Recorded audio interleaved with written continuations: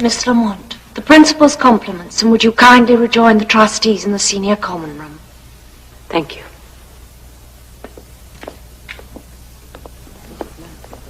I think so. I think it's right. It must be like this. Cool. Would you please sit down?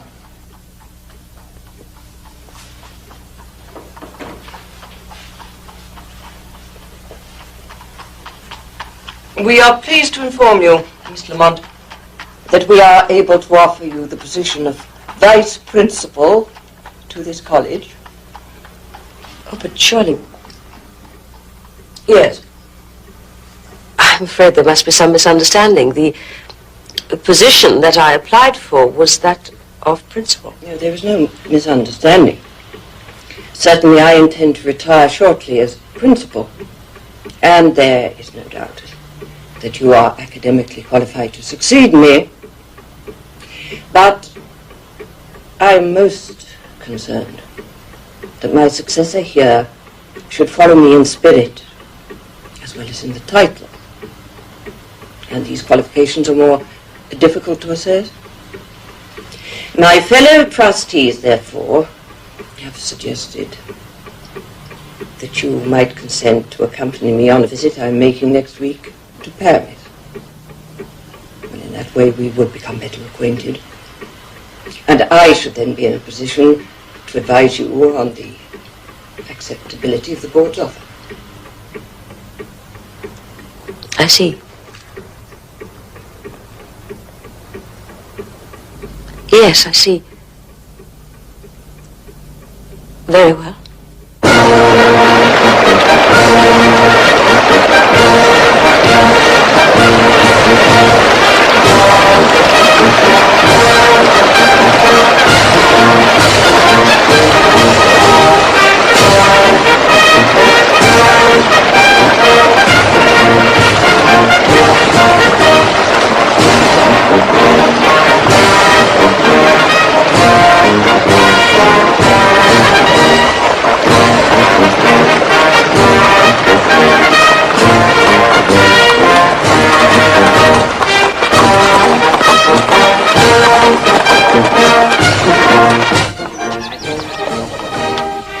And on the site of the hunting lodge of Louis XIII, it was decided to build a magnificent palace.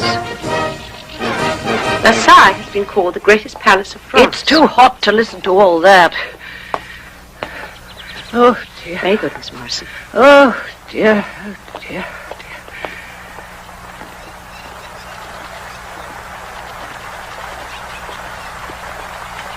We can read it back at the hotel. The gardens are delightful. If it is too hot in the palace, perhaps the shade of the trees might be more agreeable. Shade. Oh, there's a lovely breeze. It should be cooler there. Shade. Yes, yes. Oh, que j'aime ce pays.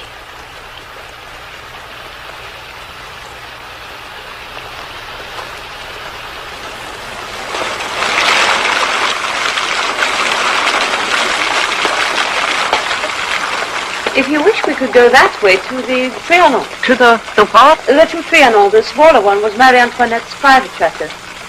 I really must sit down. Oh, we can hire a carriage. What? There. The drive should be most pleasant. Oh, yes. Yes.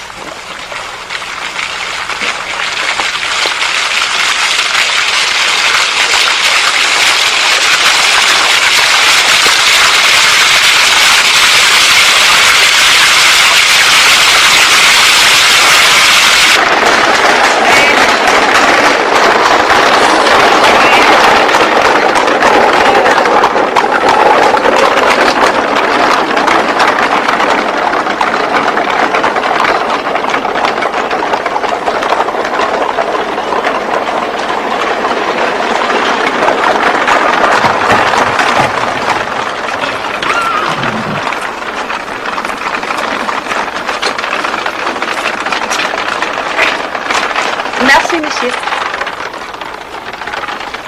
Miss Lamont, did you say there were two Trianon? Yes, indeed, and the little one is said to be quite charming. Thank you. Where is it? Perhaps over there by the trees. Through that gate? Yes, I think so.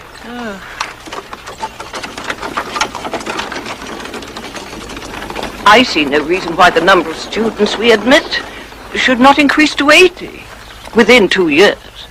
80. Does the college have sufficient accommodation? Oh, certainly. Certainly we do. A present complement of what, 60? No, 61. Hardly strains our resources. And you will recall that the plans for the new hall of residence are well advanced. Within 2 years, the college will be positively palatial. A far cry from the conditions I had fulfilled at your age, I can tell you.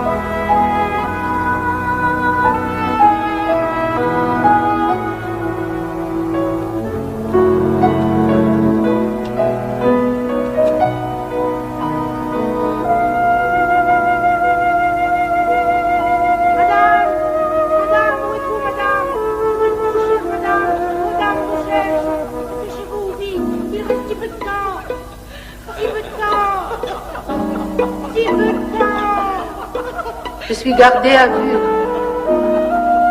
Je ne parle à personne. Je fie à vous. Je viendrai. Je viendrai. Je viendrai.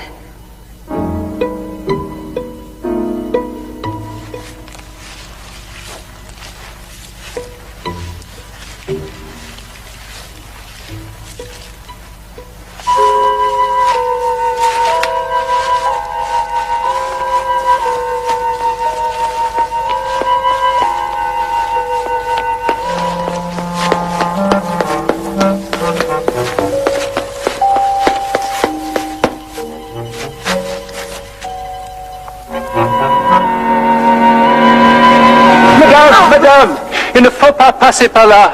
Par ici, cherchez la maison. Là, là.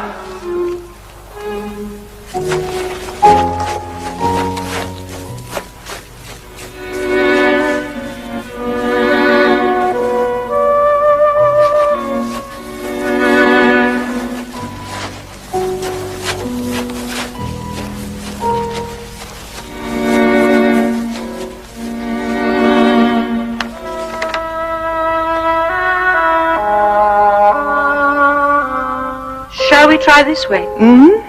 It must lead to the Petit Trianon.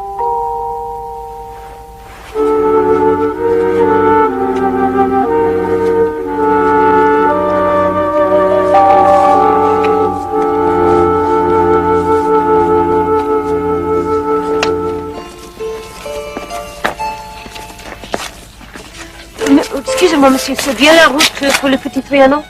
Tout droit, tout droit.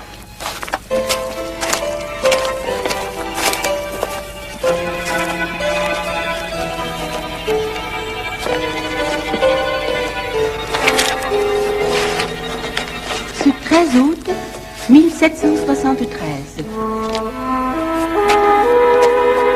What did he say? This way. Il m'a embrassé avec bien de tendresse en m'appelant sa chère fille. On a cru qu'il était bon de divulguer notre secret. Tout le monde en a eu beaucoup de joie. Depuis ce temps-là, il n'y a rien de décisif pour la grossesse. Mes règles sont venues le dernier du mois comme à l'ordinaire, avançant de quelques jours. Je ne désespère pas encore pour le mois de mai. Je suis plus fâchée que je n'osais lui dire que ce soit encore une fille. Mais j'espère bien qu'elle n'en restera pas là.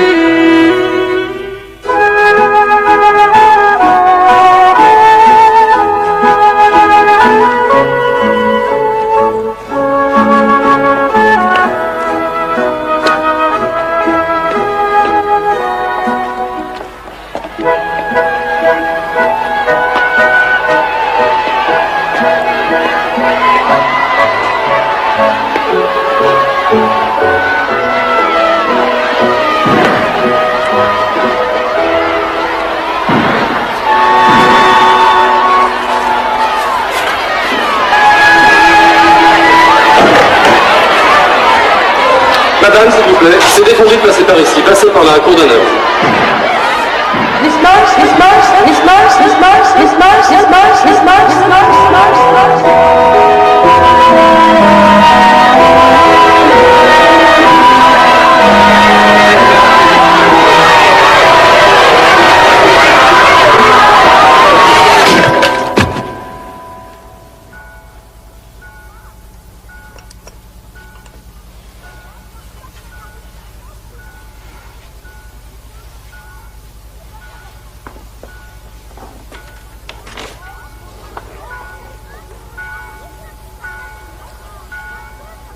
Who do you suppose they were? Those people. At the Petit Trianon? Yes. I thought perhaps there was to be a fancy dress parade or tableau vivant. But the oppression, the strain, changes of atmosphere, the sense of evil. The heat. Though they wore such heavy clothing.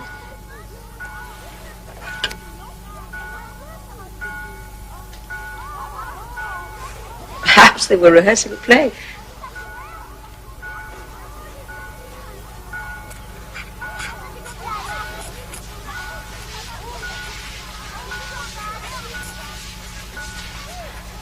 I'll post your letters for you, Miss Morrison, when you've finished. Shall I order you some tea?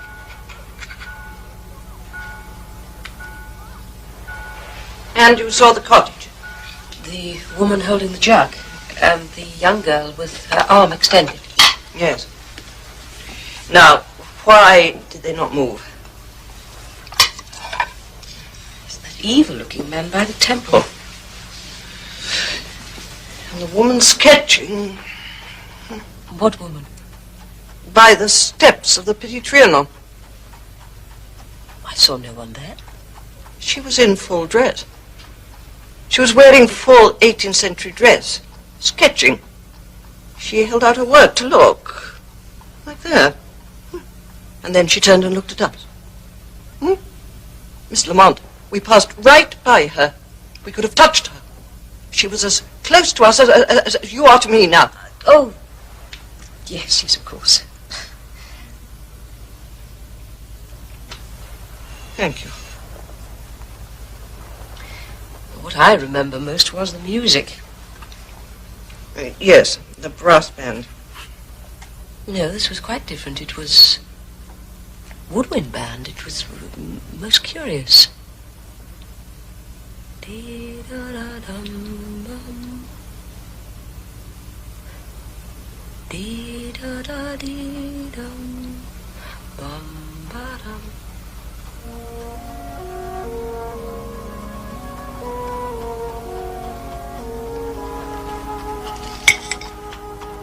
I think we should write separate accounts of our experience this afternoon, just as we remember it.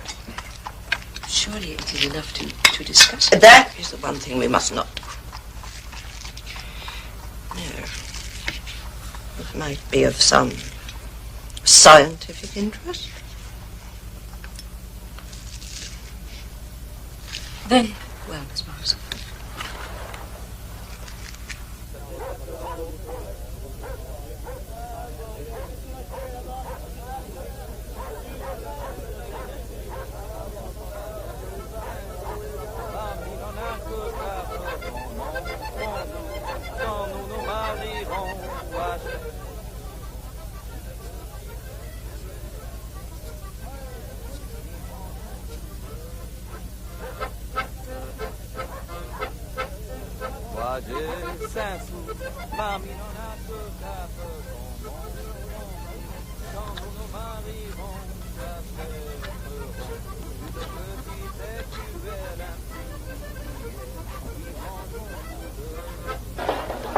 Okay.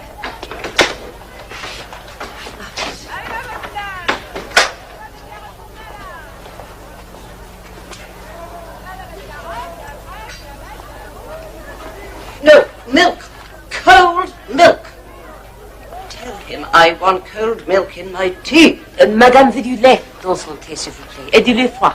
Du lait, tout de suite, madame. Merci. I asked for cold milk in my tea every morning in this wretched hotel. He said that he would bring it immediately. I understood that. You don't mention the sketching woman. I did not see her. Last night, you agree? I was wrong to agree. But surely it is of importance that we saw different things. I, for instance, saw the plough, which you did not. Now, I find this of particular interest. Our route, on which our sketch maps do agree, does not appear in Baedeker. What? Our paths do not appear in the printed version at all. Look, quite different. Or perhaps Baedeker is out of date, or we were mistaken. Or what other reason could there be? I've no idea. Oh, thank you.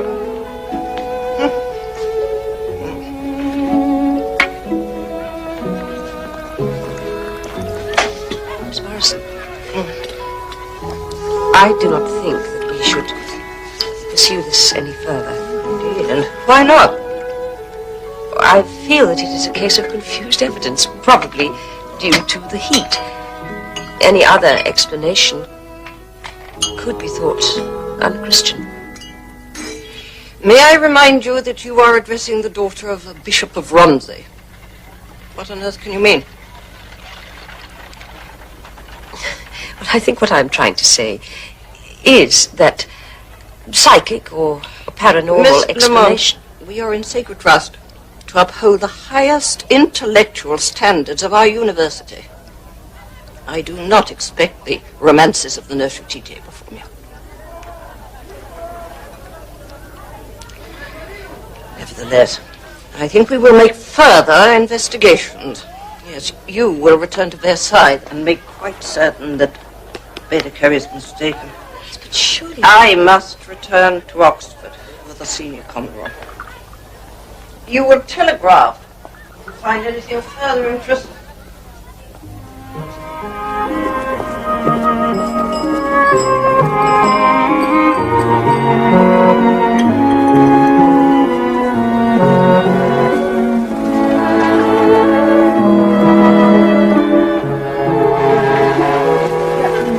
Dated for a week. Miss Newham failed to attend morning prayers on the 10th without excuse and was fined 2 shillings. Lady Rose Taylor was fined 1 and 6pence for failing to wear a hat while bicycling on Beaumont Street. Miss Walker fined 5 shillings for using inappropriate language to a fellow student at the breakfast table. This catalogue of infamy took place in the final week of last term. Yes, please. Oxford must regard us as a bevy of harpies and loose women. May I remind those responsible for discipline once again that whilst our petition to join the university proper is being considered, we shall be subject to the most rigorous scrutiny. There are those seeking any excuse to reject it. Do you really think so? I'm afraid that is the case. The general atmosphere of congregation is markedly unsympathetic. I myself feel... Of course, if that should happen, I would consider staying in office until we are accepted by the university. And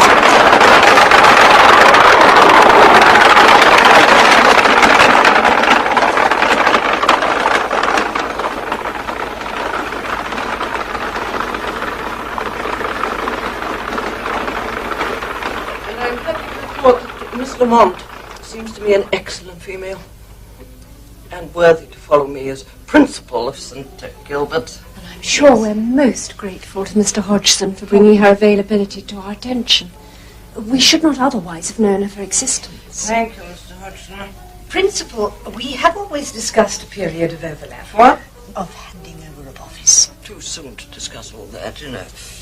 Well, a term, or, well, 2, perhaps. Should Miss Lamont not be given some indication as to when? Not necessary. But sure, she will make an excellent vice principal. Now, further business.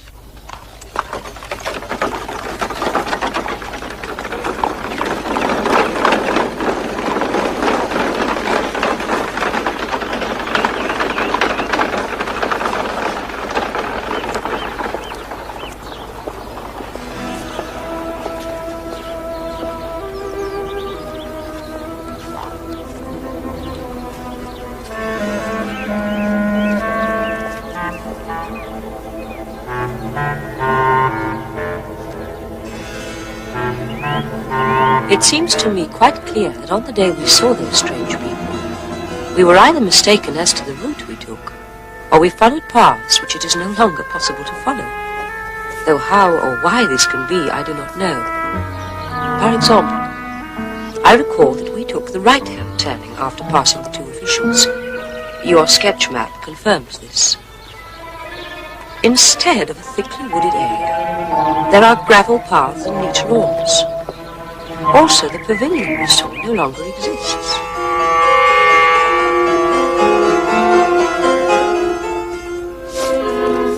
Another example. The door to the chapel from which that young man appeared is nailed up, and it has not been possible to use it, I am informed, for over a century.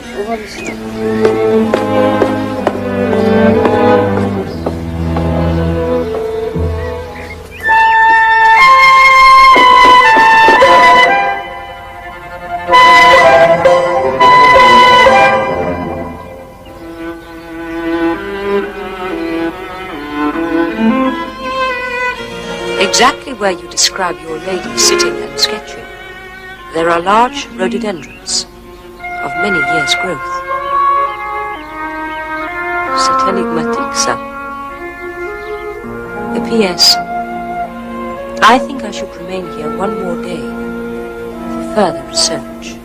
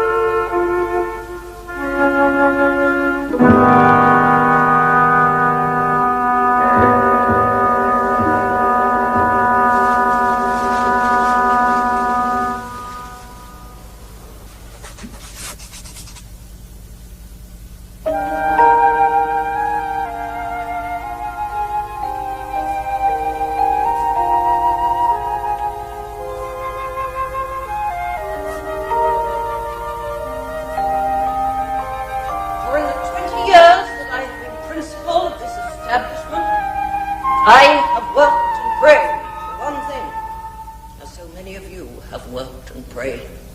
For one thing only. For the day when the university would finally embrace us as a college equal to the men's colleges.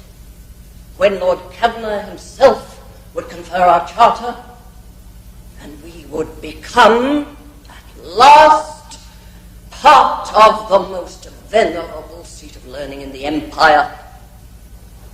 And that is why Miss Lamont will need the prayers of all of us.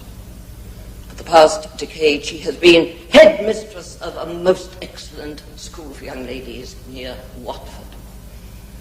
Her father is a rural dean. But, as my father, the Bishop of Romsey, would say, those with least experience sometimes flourish best. Every male eye in Oxford will be upon us, scrutinizing, examining, scouring for any excuse to deny us this recognition. And why? Because we are women.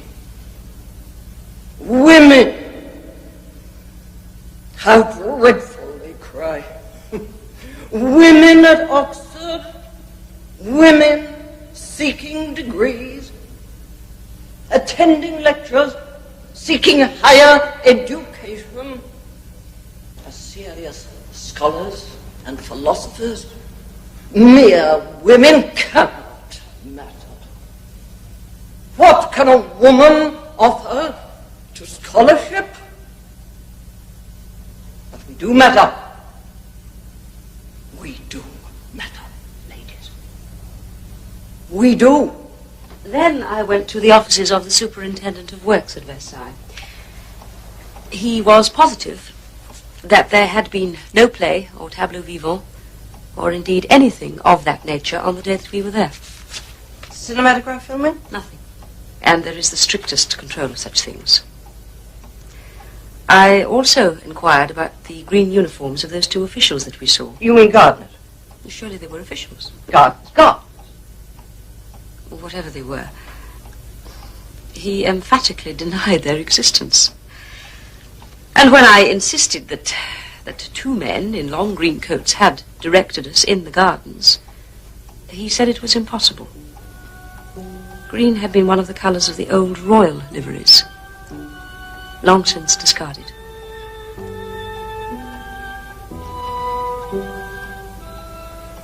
You've made a report?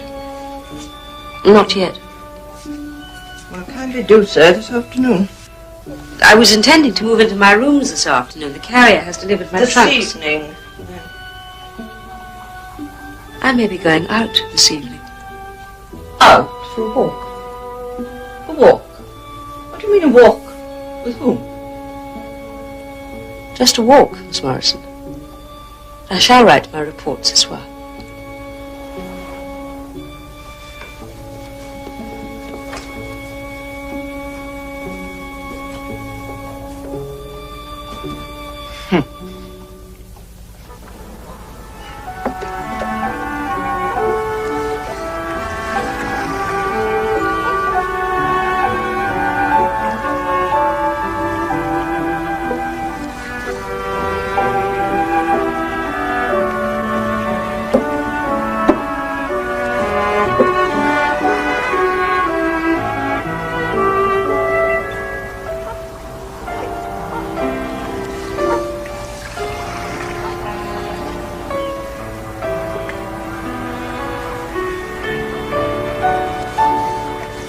I'm so grateful to you for proposing me for this position.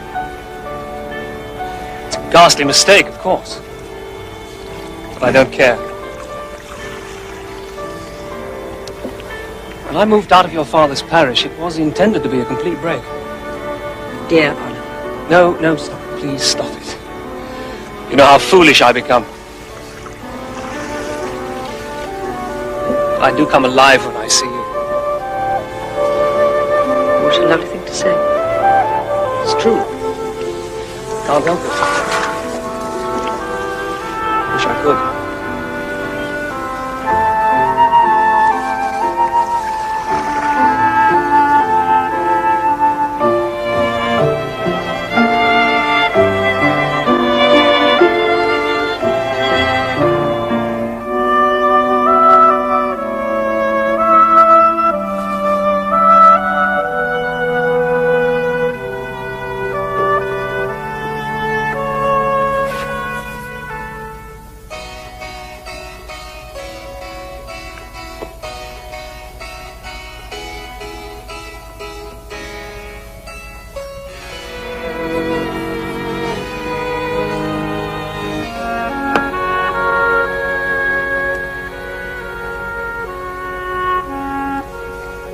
Tell me more about Miss Morrison. She's basically uneducated. What she learnt was largely picked up from her brother's tutors and from listening to her father. You know who he was, I assume. Could anyone not know?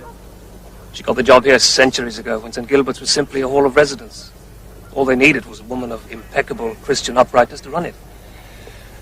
But over the years, it's changed into an academic institution in its own right. I think she feels inadequate as a result. And counters this by her continual domineering and bullying. I suspect she's quite different underneath. How clever of you to have worked it all out.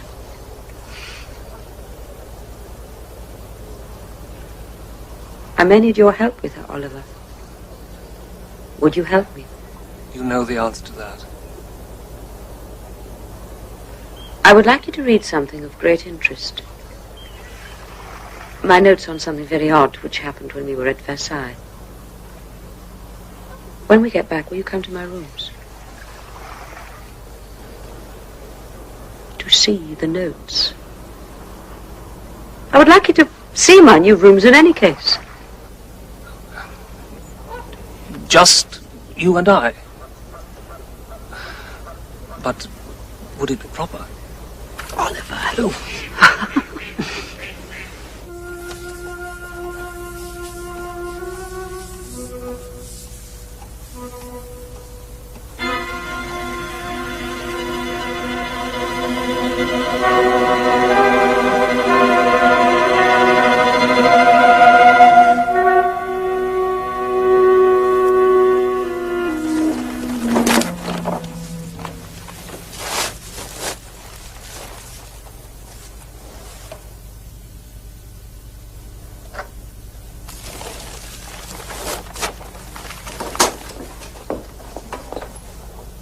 No. Have you replied to the secretary's letter confirming your appointment? With my acceptance, yes. So it is now a legal contract. I assume so. And you have no further reason to agree with me, if in fact you do not. Miss Morrison? I must ask. It's important. I'm not the foolishly imperceptive old woman I'm sometimes taken to be. I assume that you are referring to our experience at Versailles. Of course, naturally. Well, then, I have no reason or desire to pretend about such matters, quite the reverse. Good. Good. Because I find this evidence of a Creole courtier at Marie Antoinette's court of particular interest. The Comte de Vaudreuil. Yes. A Creole whose face was deeply marked with smallpox, a close personal friend of the Queen's, frequently at Versailles. Obviously. Well, obviously. The evil-looking man on the steps of the little pavilion. Obviously.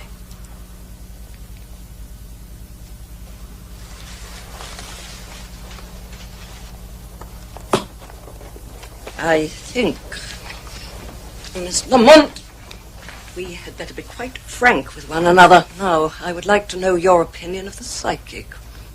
The paranormal is, I believe, the fashionable phrase.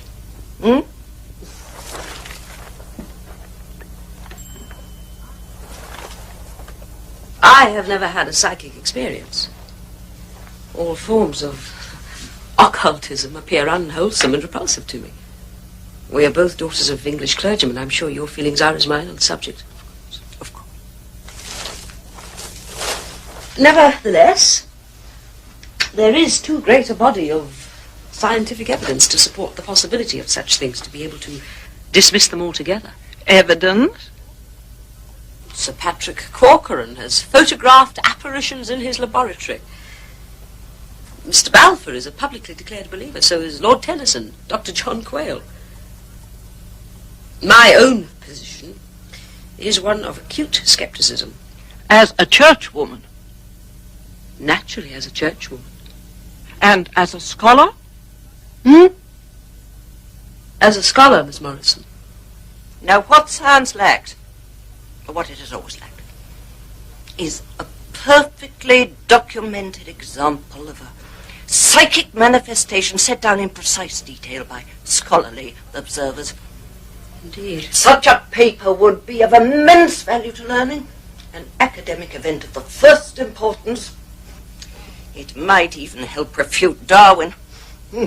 So he qualified to investigate such things. And who better qualified? There is, I believe, a scientific body which is devoted... The Society for Psychical Research. Yes, I've obtained their address. Now we will interview their officers and then decide whether we allow them to publish our evidence. And meanwhile, Miss Morrison, what exactly do you think that we saw? well, What do you think is the explanation for what happened? I think it conceivable. I think that we, in some way, peeped through a curtain of time. We understand as little about time as in the 15th century was understood about gravity. Someone has to stumble upon the key. A new Galileo, a Newton, the apple falling on his head. But that is the explanation for what happened. Why do you suppose that you saw things that I did not? My father was a bishop, Miss Lamont.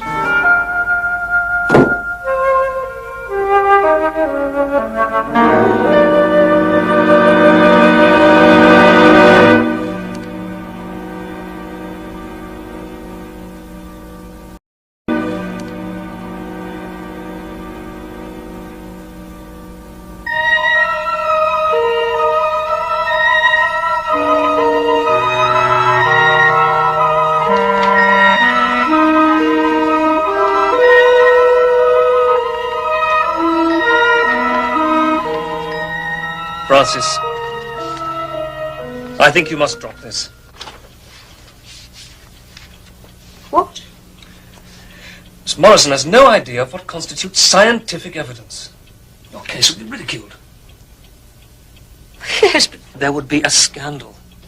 it would inevitably reach the ears of congregation, which would then reject your application to join the university, on the grounds that both principal and vice principal were unbalanced.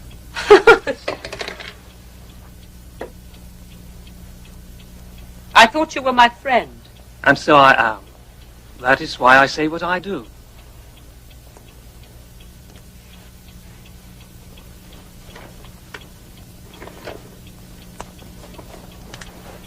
What exactly did Miss Morrison say in the senior common room about when she intended to retire? You know that's confidential. Surely you can tell me.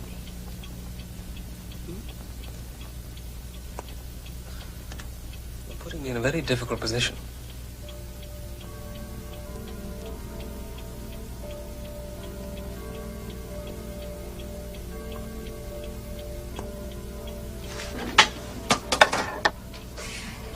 You know, I've never been to Blenheim Palace, and I would so like to go. Would you take me one day?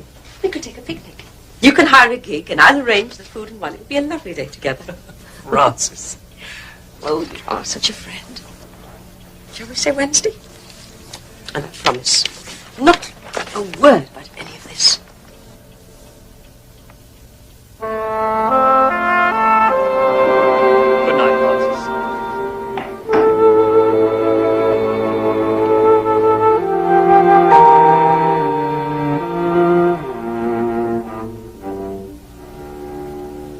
Is it true that your retirement could be delayed? Almost unlikely. But possible? Well, under certain circumstances, it would be unfair of me to hand over total responsibility to you until the status of the college has been resolved. Where will you live when you retire? Oh, I've taken rooms in Charlbury Road. That's quite near. Oh, 2 minutes walk. I should like to think that you would feel you could call in and consult me on any problems. Thank you. Of course, I shall look in here from time to time to assist wherever I can. Oh, good. By the way, I should like to return to Watford for a day next week, if you don't mind. The school is making me a farewell present. Oh, how gratifying. Which day? Wednesday. Wednesday. Oh, dear. Is that inconvenient? Well, I had a letter this morning from the Society for Psychical Research, and Wednesday is the day they suggest that we might meet. Well, in that case, I could easily postpone the presentation. Really, it would be no trouble. My dear, I wouldn't hear of it.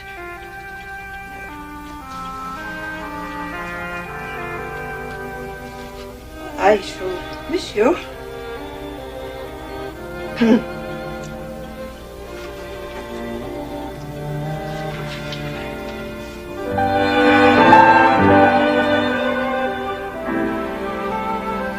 Of course, she can be a frightful bully. I think she's a very lonely woman, in need of Christian affection.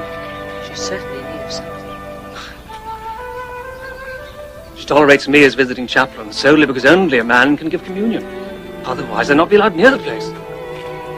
If she had her way, all men would walk around ringing a bell and crying unclean. Oh, Oliver, it is good to see you. You can imagine how good it is for me.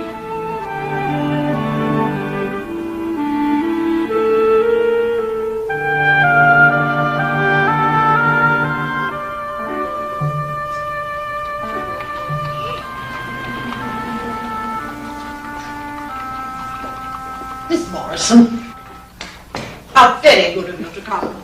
My name is Cecilia Hadley. I am the Society's research officer. I was expecting the secretary. Mr. Arthur. Mr. Arthur sends his apologies. Unfortunately, when you had to alter your appointment from Thursday to Wednesday, Mr. Arthur was already engaged. Well, the principal of an Oxford college cannot always predict when she will be at liberty, Miss Hadley. No, indeed. I am Dr. Hadley, by the way. I beg your pardon. Not at all. Now, I've read your report and examined your sketches. Most diverting. But why come to us? Well, surely you examine such cases. We're a scientific body, not a spook. Nor are we spiritualists, table rappers, ectoplasmicists, crystal gazers, or any of that nonsense. I do understand. Though I have often said we should perhaps practice clairvoyance. It would save us so much on the postage. I'm not at all sure that this case is one for us, however. Indeed, why not? Well, because you were by yourself. That weakens the scientific value of your evidence. Well, I was not entirely by myself. Not by yourself? No, my vice principal, Miss Lamont, was with me. You did mention that in your paper. Did she also have these experiences? Some of them. Did she write them up? Yes, but... Oh, well then. But she did not see all that I saw. Mine is the only complete account. Oh, nevertheless, the evidence is far stronger with two, by the ordinary logic of investigation. If we investigate this case, we guarantee absolute anonymity. You realize that? Yes, I see. A small paragraph to announce the matter in our monthly journal would give no clue as to who you were. I'm sure you would wish that. Of course, I'm relieved. Yes. I will suggest to the research committee that they should interview you to ascertain if there is a case worth investigation. Worth investigation? Oh, no reflection on you, my dear Miss Morrison, but on your method of observation and record. My integrity has never been questioned in my life. Oh, no, of course. And my father, the Bishop of Romsey. Oh, you are aware of that. Oh, indeed, yes. My brother mentioned it only this morning. Your brother? The Archbishop of York.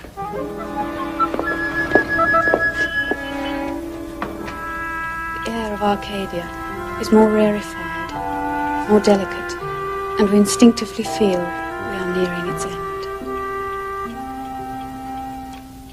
That's very good. Very good, Alice. Excellent. Tell me, have you read Dies Fleece? No, Miss Lamont.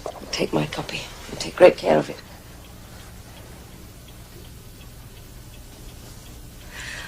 Those flowers were given to me by a very dear friend of mine. Alice Lamour.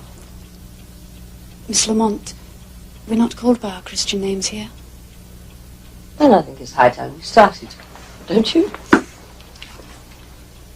But are there no conditions in the catering contract about variety? There is something about it. Food is so dull. And cold blancmange covered with hundreds and thousands for every pudding. It is a bit monotonous. Write to them, Alexandra. Insist on a different menu each day of the week. Yes, Mr. Long. Telephone if you wish. Telephone? The apparatus is to be installed on Friday.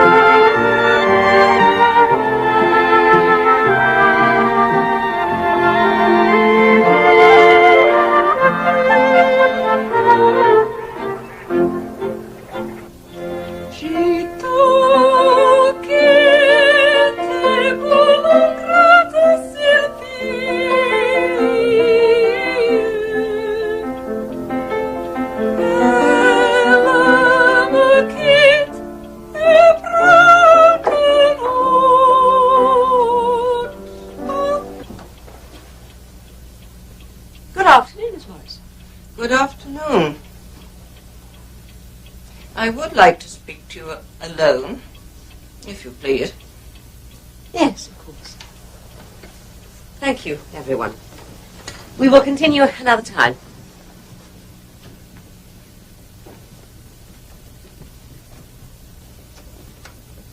That girl has an excellent voice. She should be encouraged. And what on earth was all that about? I beg your pardon? All the students in your room? I was holding a little soiree. A soiree? Oh. I get to know them so much better when we can talk as friends. Oh, is this another of your innovations? I understand you've been announcing yourself as something of a new broom about my college. Miss Morrison.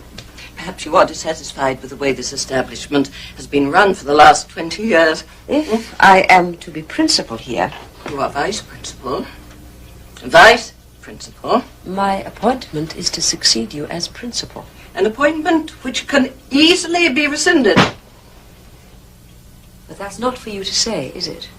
I beg your pardon. I was appointed by the academic board, and only they can remove me. Which I would think highly likely after the way you've begun.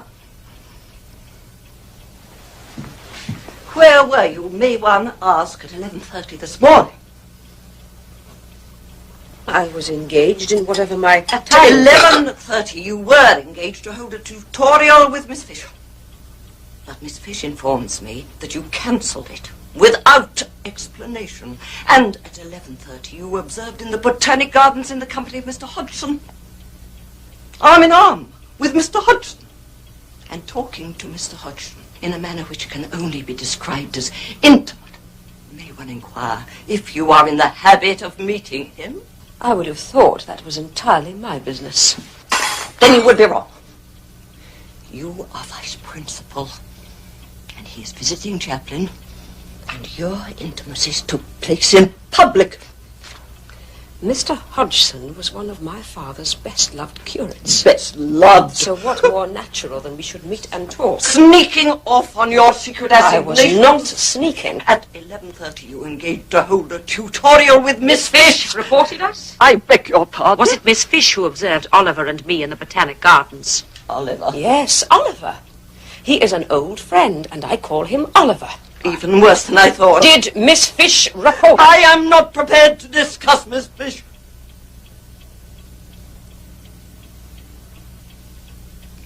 Oh, my dear, I am so sorry. Oh.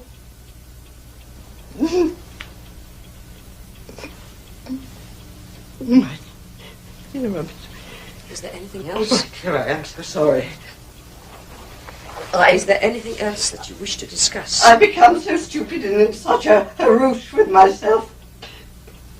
Will you please forgive me? Yes, of course. Now, is there anything... Please.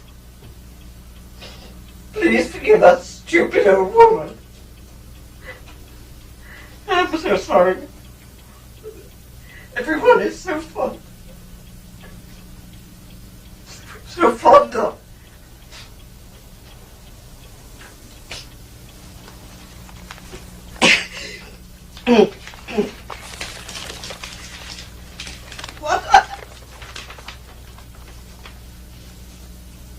What I actually came to say was that I have had another letter from the Society for Psychical Research from Dr. Hadley. She writes, if it is convenient, the research committee will materialize at St. Gilbert's College at 3 o'clock on Sunday afternoon. Now, is that convenient to you, my dear? Then we will put them in the senior common room, I think.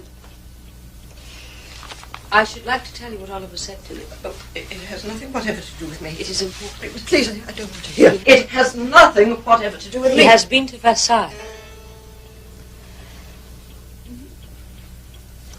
He is deeply concerned at our position, as he calls it. And he went to Versailles to look for himself. You told him about our experiences? Yes. We agreed not It seemed essential to obtain his opinion. He said, if Mr. Hodgson has opinions on this matter, well, I would prefer to hear them for myself.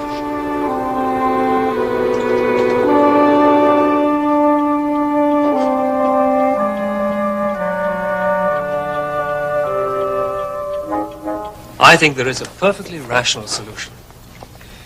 On your first visit, you took one path, and on Miss Lamont's second visit, she took another. You saw nothing but buildings and scenery that in fact exist, and the persons you saw were such gardeners and tourists as may be seen about the Petit Trianon at any time. The heat confused you. Your kiosk, or pavilion, is in fact a building known as the Belvedere. And the little bridge you crossed is the Pont du Rocher. Here. And you think that we did not consider that? You considered it? We considered it, and we rejected it. It left far too much unexplained. Yes, I agree it does not explain everything, but...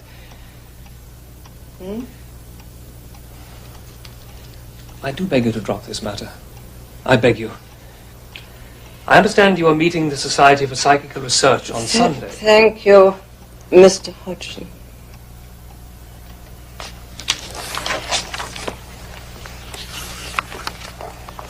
Miss Morrison, you are getting yourselves into a position from which there is no retreat. I do beg you to read my suggestions. You may leave them.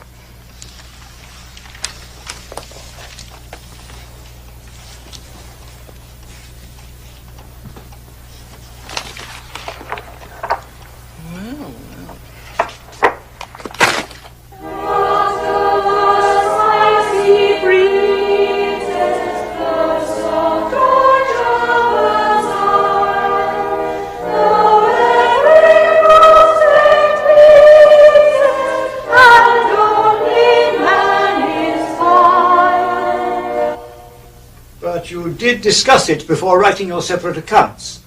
Briefly. You discussed detail. We discovered that I had seen things that Miss Lamont had not. But we wrote our accounts and drew our maps quite independently. And your sketches and watercolours? Done immediately. Within the hour? No, but not the same day. In the evening. What, 3 hours later? 4? About 4 hours. About 4 hours delay made no difference. My memory was entirely clear. I do not doubt it.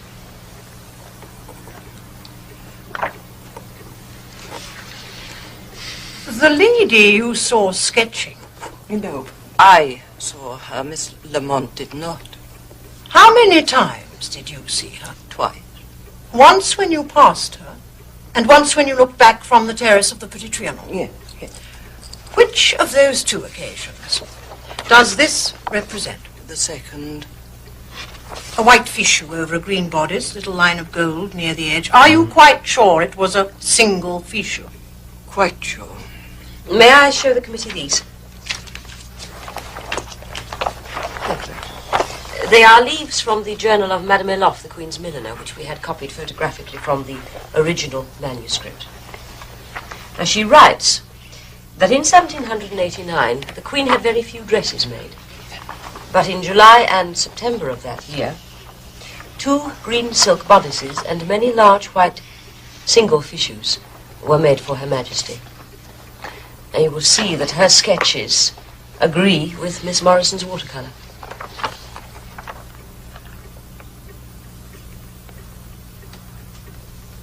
You had never seen these? No, never. What is your knowledge of French history? I'm afraid poor, Dr. Quayle. The fichu is different to this one. This is the Queen in a similar dress, in a rare print by Roubiliac. I have the fichu as I saw it. It's not exactly a close likeness of Marie Antoinette. Not a familiar likeness, no. What do you mean? Wertmüller's portrait of the Queen was unpopular at court because it did not idealize Marie Antoinette like so many other paintings. In fact, it had the merit of the most perfect likeness to her.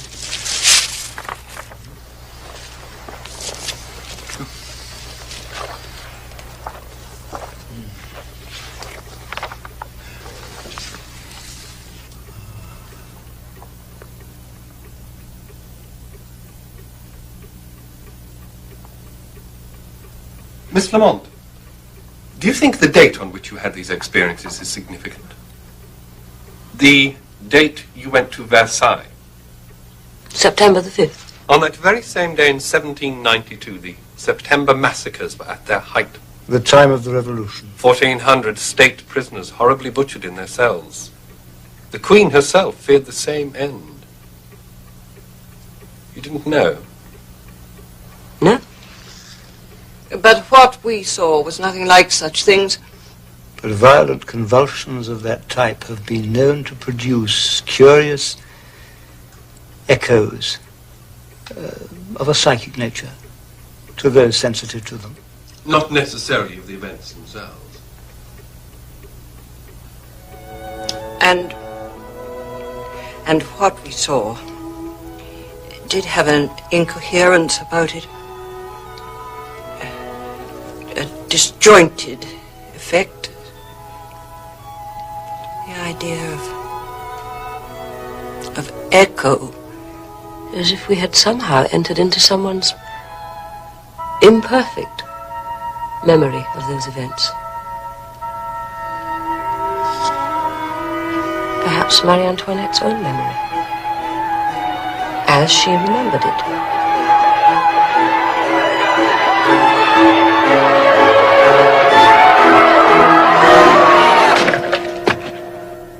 Also, it's known that a messenger was sent to the Trianon to warn the Queen of the approach of the mob from Paris. She wished to walk back to the palace by the most direct route, but the messenger begged her not to, saying, "Non, madame, il ne faut pas passer par là. Par ici chercher la maison." Exactly what your running man, as you call him, said to you. Yes. We have saved our most important evidence until last. As part of our researches, we naturally examined every ancient map that we could find relating to the gardens of Versailles. And only last week we received a copy of the most interesting of these maps, showing the gardens as they were when they were laid out in 1785. It was found in a house at Montmorency 6 months ago. The chimney was being swept. When down it fell, charred by smoke and flames, as you can see. It was sent to the director of the Bibliothèque Nationale, who, knowing of our researches, wrote to me about it. Now, it shows the paths with absolute clarity. Yes, paths which were destroyed when the gardens were redesigned in 1802. Now, if you will compare this map with our sketch map, you will see that on September the 5th of this year, we were following paths which had been destroyed nearly 100 years ago.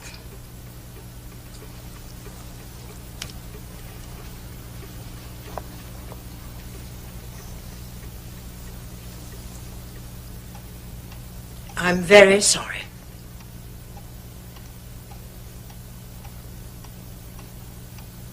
Not publish. The committee felt... Not pursue the inquiry. The committee felt that it can only take up cases where the evidence is absolutely watertight. But the Marie Antoinette print. The map.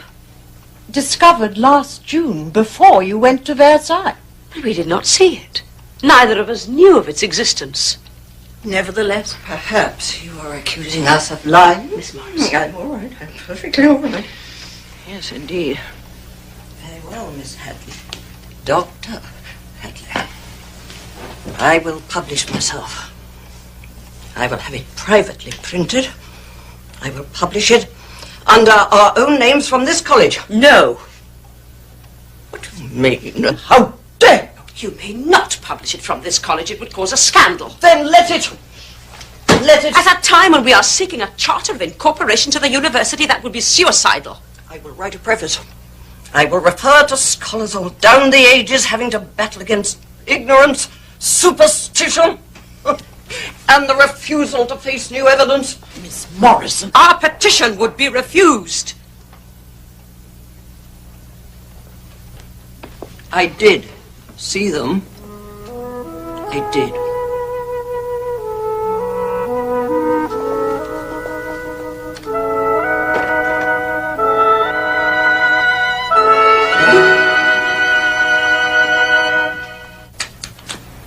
And all down the ages, brave men have defied the world. When the world tried to suppress a great discovery, Galileo was brought before the Inquisition and condemned for heresy, because he asserted that the world was round. Such ignorance, such barbarity, though partly excusable, of course, because they were Roman Catholics. Martin Luther was very nearly burned at the stake for asserting truths that every Englishwoman knows to be plain common sense. And our blessed Saviour himself suffered that the truth might be proclaimed throughout the world. And this tradition continues. Indeed, it is in our very midst. In this chapel, you will find copies of a new book, published anonymously, in which the learned authoresses describe in detail certain extraordinary experiences they had and draw scientific conclusions of incalculable importance.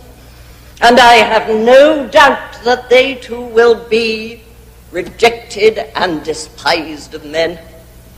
But we must all fight and strive for the truth. Yes, copies may be obtained at the back. 3 and 6 or 3 for 10 shillings. Next to the collecting box for the society.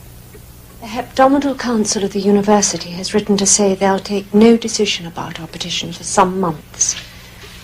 They understand certain changes in command are contemplated at St. Gilbert's, and they wish to consider those changes.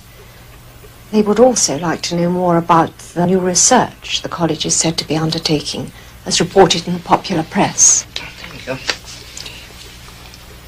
Write and inform the Hebdomadal Council that this establishment is a temple of learning. We do not peruse the popular press. Principal, it is widely believed that you yourself are engaged in... What? Well, in certain researches. In my own time, Bertha. And at my own expense. So I fail to see what that has to do with the Hebdomadal Council. Now, as to the postponement of their decision, that means that I shall have to delay my retirement. Delay? A great vexation. A great vexation, but there we are. Are you quite certain that is what they mean? Their letter says... They are fearful of changes at the helm, Mr. Hodgson. And after 20 years with one captain, well, that is understandable. My dear Miss Morrison, they know the old captain. Could it not be that they wish to assess the new one? They don't mean that at all. In that case, I am afraid I must resign. My appointment as principal has already been delayed. I am afraid I could not possibly agree to a further postponement. If you must go, you must. I have never hidden my intention to stay on in certain circumstances. I'm sure no one here wishes to detain you.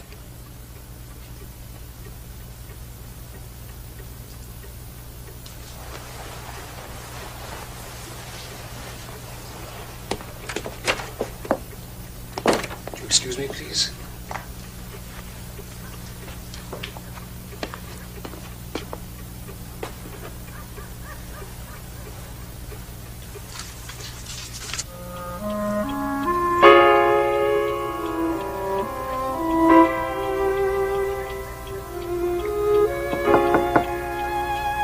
Francis?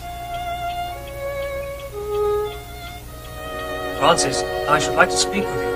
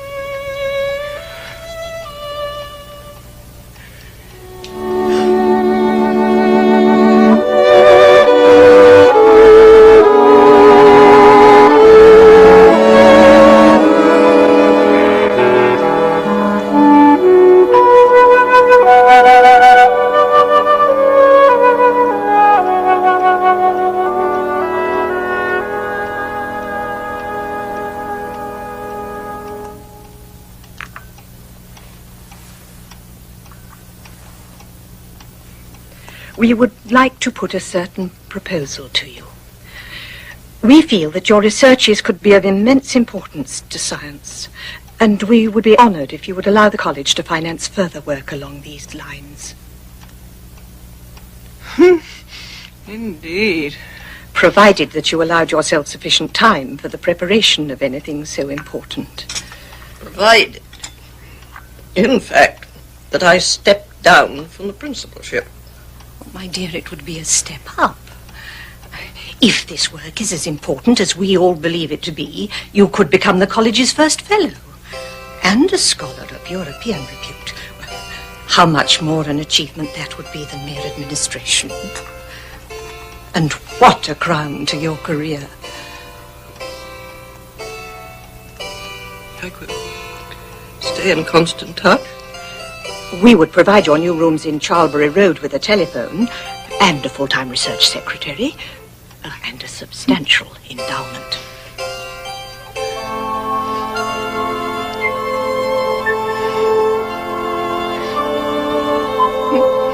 I will consider it, Louisa.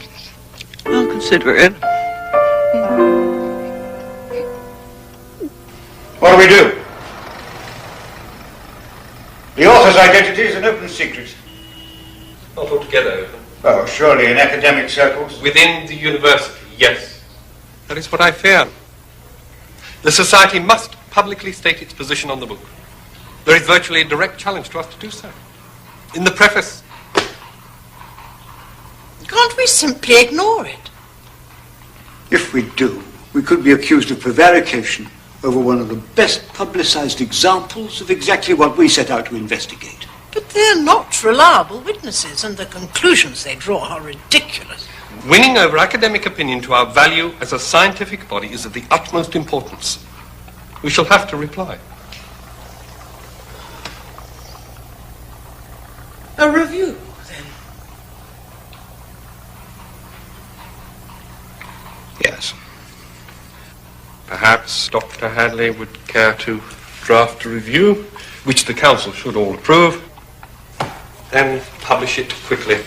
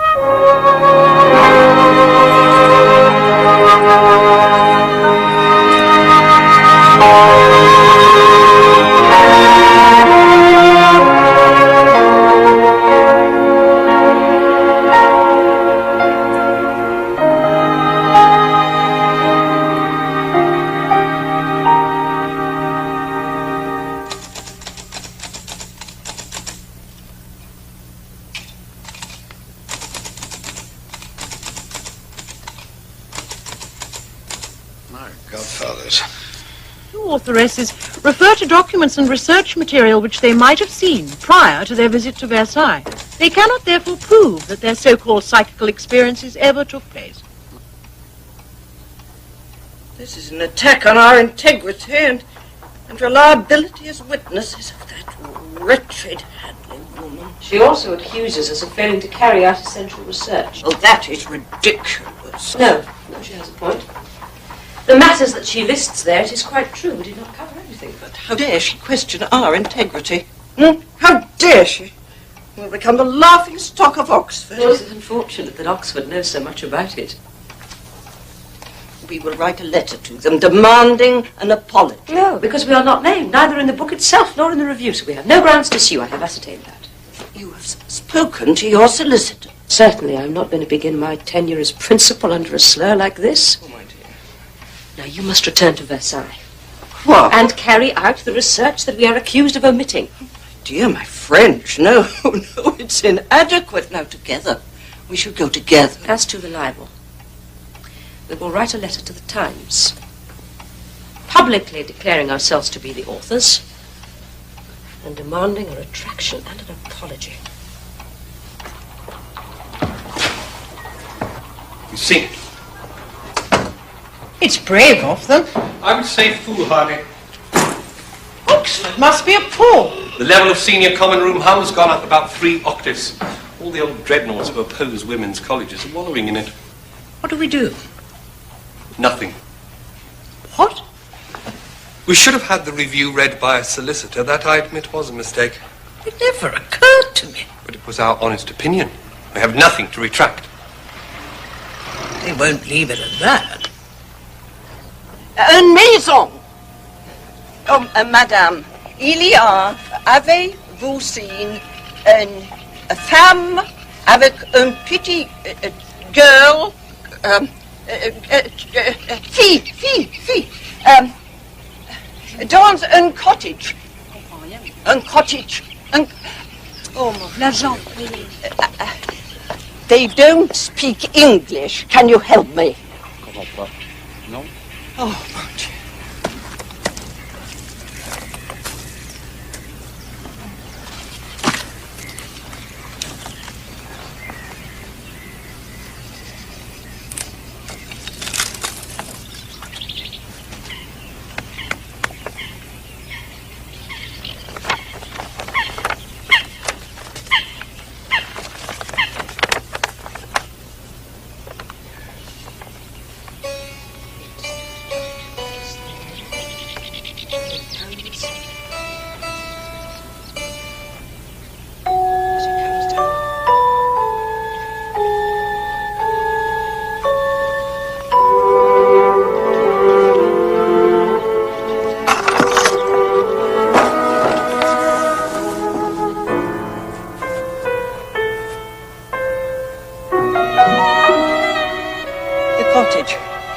The woman with the child.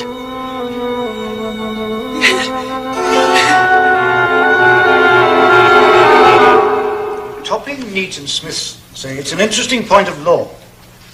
Our review names no one.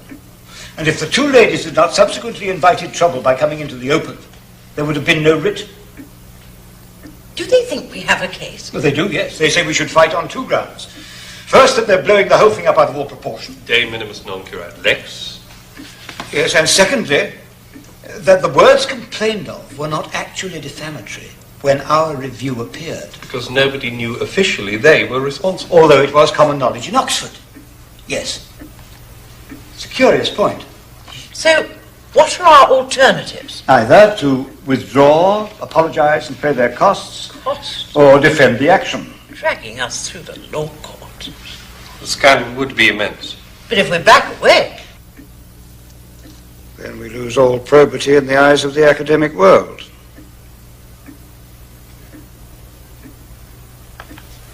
Then we've no choice. You have issued the writ. Yes. And has a date actually been set down? In 3 months' time in the High Court. Do you think we should go that far? We discussed this before you went to Versailles. We discussed it, and now we have some more information. The music has been identified by the Conservatoire National. 12 bars from an unpublished ballet by Grétry, who died in 1813. I had a letter from them only this morning. But surely our points are made. The book is out, our arguments are put. Has something happened? What? Did something happen at Versailles? I covered all the points that we discussed. When can you come see me? Well, I shall come immediately. Oh, good. Good. Good. I am a little troubled about some of it. Goodbye, my dear.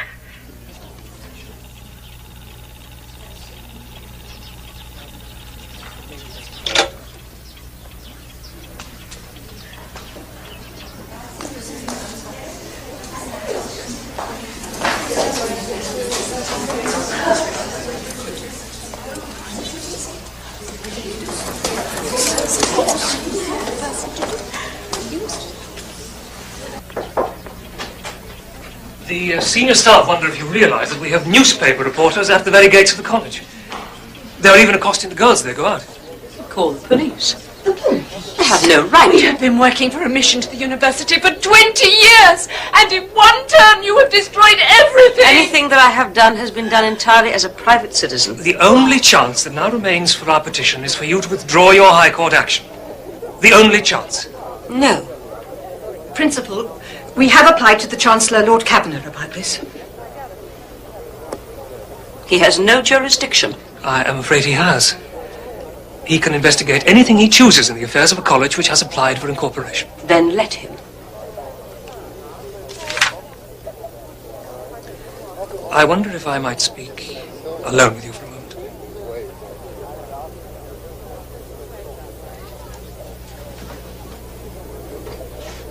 Francis, listen. I'm afraid it will not be possible to renew your engagement as our chaplain. What? Your position is reviewed every 3 years, I believe. Francis. I'm sure you will have no trouble in finding a new position.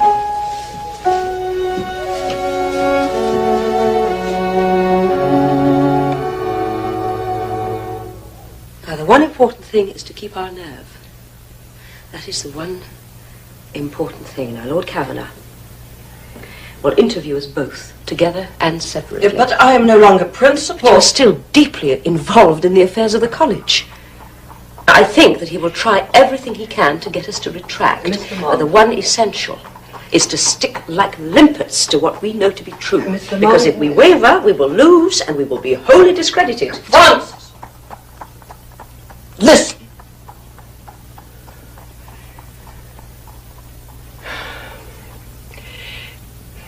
There is a man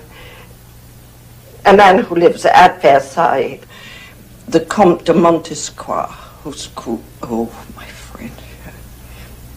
His house is on the boundaries of the palace gardens. He has access to them. There is a gate from his garden into... Now he is... an exquisite, a degenerate. It is his custom to hold tableaux vivants of his male friends, and some of them, oh heavens, they dress up as women. Now, I don't understand these things, but they dress up in all sorts of peculiar clothes. Now, there was to have been a public performance for charity. The week after our visit. A week after, yes. Might there not have been rehearsals? I spoke to the superintendent of works himself. About performances? And rehearsals. He said that there were definitely no rehearsals. Yes, but as there is a gate direct from his garden into the palace. I know it does not fit all the facts, but who would believe us now?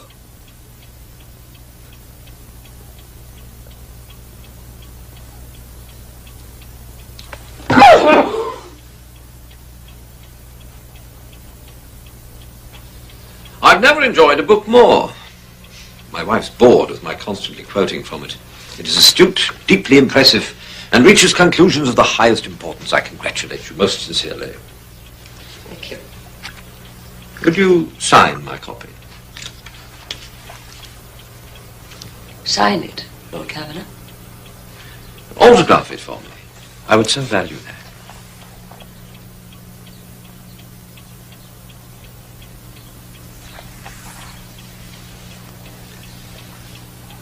Tell me, have you had any experiences of this nature before? No. No psychic manifestation, no ghostly voices? I don't believe in them. Really?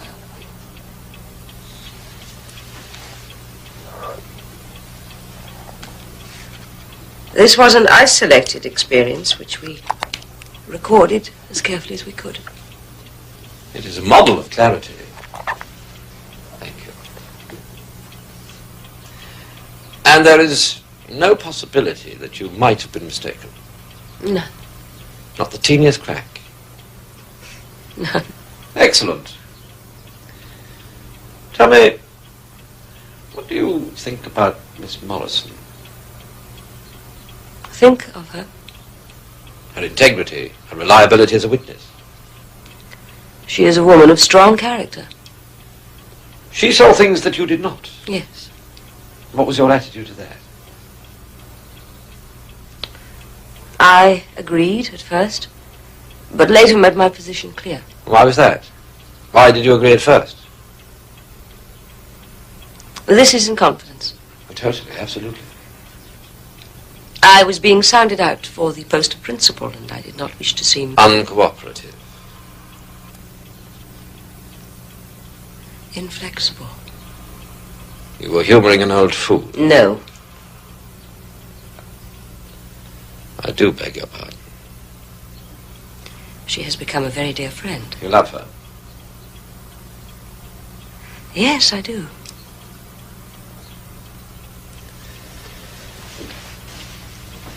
You're a very ambitious woman, are you not? As you're a very ambitious man. Yes, but I don't see ghosts. But if you had... I should have kept quiet about them. Do you think Mr. Gladstone would have appointed me Attorney General if I told him I saw spooks? You see, I believe you. I do think you saw these things, and that your book will turn out to be a milestone of natural science. That is not the point. I also passionately believe in women's education, and it is essential that this college is accepted into the university. You wish me to withdraw my action for political expediency. Exactly, precisely. I know that I can persuade the Hebdomadal Council to grant your petition if you do that. Remember, I'm on your side. Together we must defeat these old dreadnoughts who wish to obstruct us. For the sake of all intelligent women. This is not a matter of truthfulness, but of strategy. Come now, withdraw it.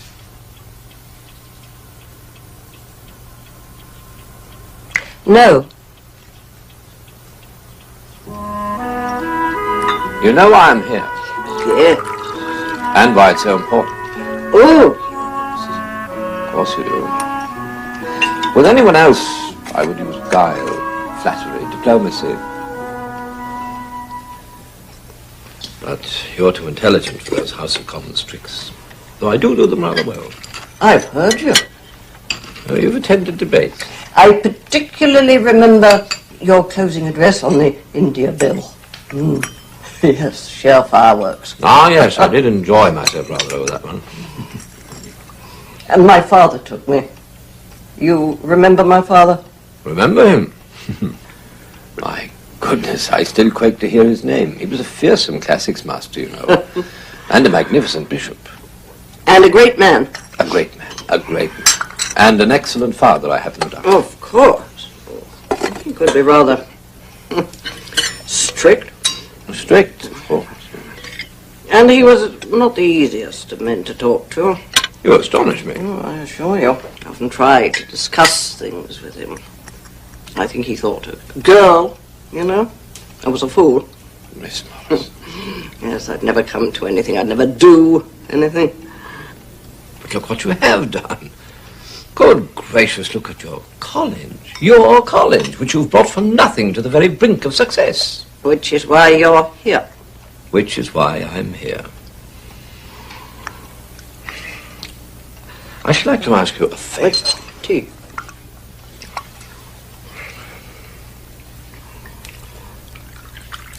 I would like the honor of writing a preface to the second edition of your book. Good heaven. Well, if your father were alive, that would make him think again, wouldn't it? Yes, it would. But then the whole climate of opinion about women's capabilities is changing. Within our lifetime, we shall have women doctors, women barristers, women in Parliament. You think so? I have no doubt. Provided those responsible play their cards correctly at this stage. No. I'm talking about strategy, Miss Morrison. Simple politics. I ask only one thing. Drop my High Court action? Yes. No. Do you realize that you are obstructing not just your own lives and careers, but those of all the students in your charge? Do you comprehend with what obloquy and detestation your names will be held if you persist? You are asking us to lie. Don't be childish! To pretend it did not happen. I am asking you to do something magnificent, for which your names will be blessed forevermore. You do realize what would happen if you do not. I shall recommend in my report that you are removed from the principalship, Miss Lamont, and that your endowment is cut off, Miss Morrison. The college would then be accepted into the university, and your 20 years' work would have got you nowhere. You wouldn't do such a thing. These hands have signed so many death warrants, I cannot number them. Do you think that they would hesitate to remove two foolish women who are obstructing so much? I ask you, for the last time, withdraw your case.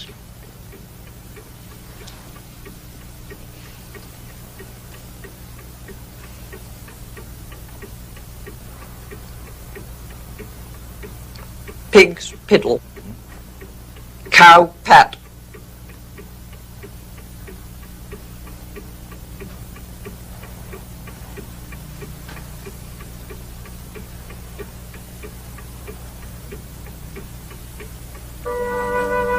The Chancellor of the University, having been invited by a majority of senior staff at St. Gilbert's to adjudicate on certain matters pertaining to the future of the college, greatly regrets that he must make the following findings and recommendations. The research grant and other facilities extended to Miss E.P. Morrison should be terminated forthwith, and Miss F.L. Lamont removed from the principalship immediately. The Chancellor is further of opinion that no obstacle will then stand in the way of acceptance of St. Gilbert's College by the Hebdomadal Council to full membership of the university.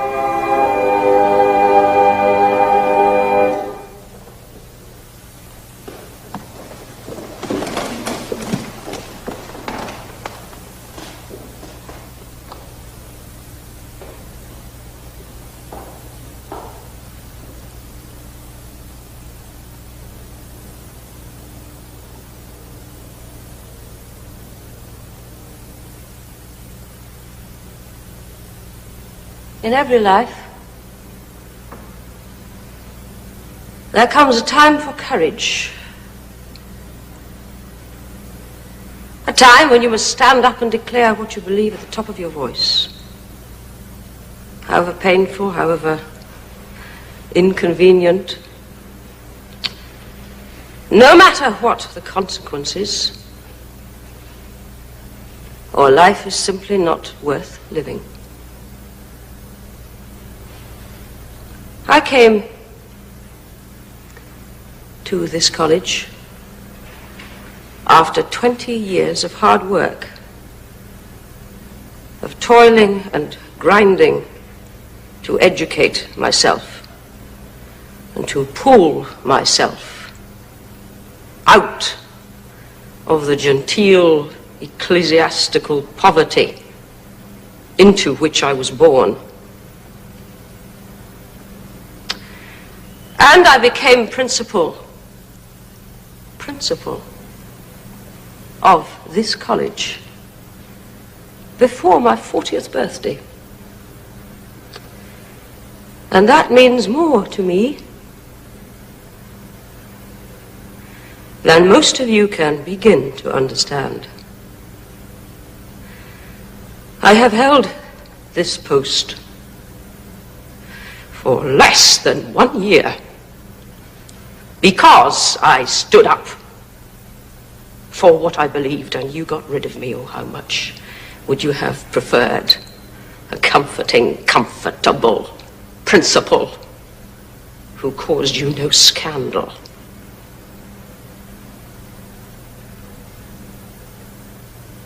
This is my farewell sermon. And sermons should impart a thought and leave a message which will give strength and vision to those who follow. Do I have such a message as I leave this place? Oh, yes, I do, a very clear one. I'm worth more than a lot of you put together.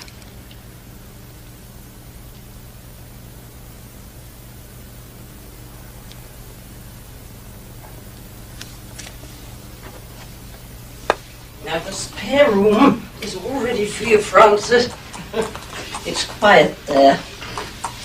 Do you remember? Yes. I've made some alterations. I do hope you'll be comfortable. Now, the porters can bring round your things from the college tomorrow. Why did you have to tell me? What, my dear? God, don't scare me. Because it's what happened. I know it's not the explanation of what we saw, but politics. Yes, politics.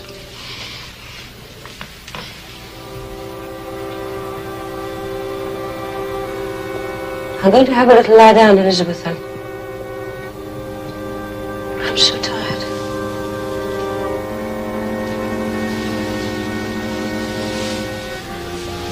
Dear old Oxford, home of lost causes and forsaken beliefs.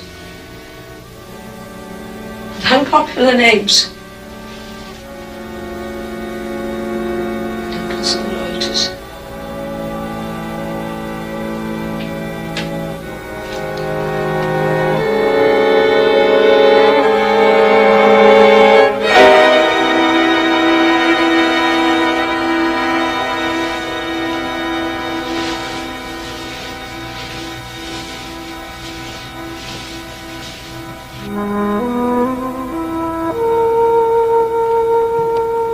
I'll bring you up a cup of tea later.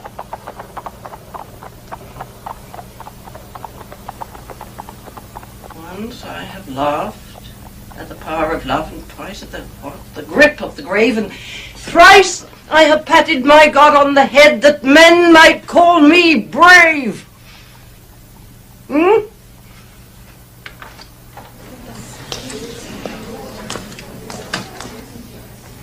The Society for Psychical Research have dropped their case. Yes? Well, they say it was costing them too much. Miss Lamont is dead. What? Found dead in her bed last night. Miss Lamont dead?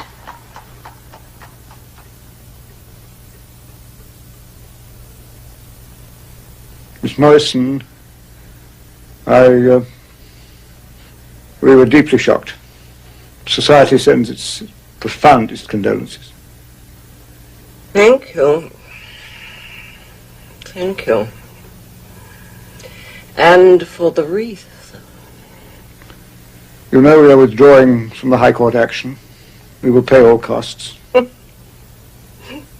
we are entering the details of the case in our monthly journal.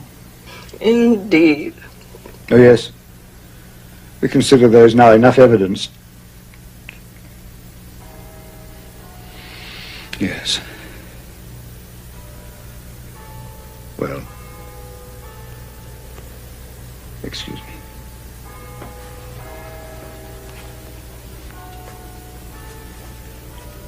Sir Patrick. Yes?